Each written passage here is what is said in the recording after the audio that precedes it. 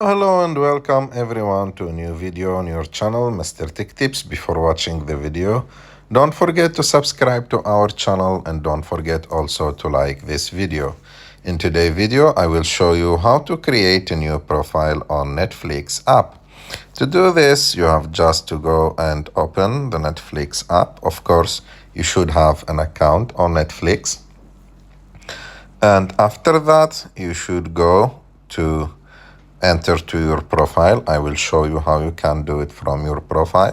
So for example, I'm on my profile now, and after that I will click on my Netflix, and after that I will go and click on my name here, and as you can see it will show me all the profiles available on my account, and the last one is add profile. So to create a new profile, just click on add profile and give it any name. For example, I will name it any name.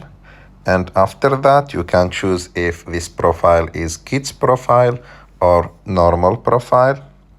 So if it's a normal profile and everything is good, you have just to click on save.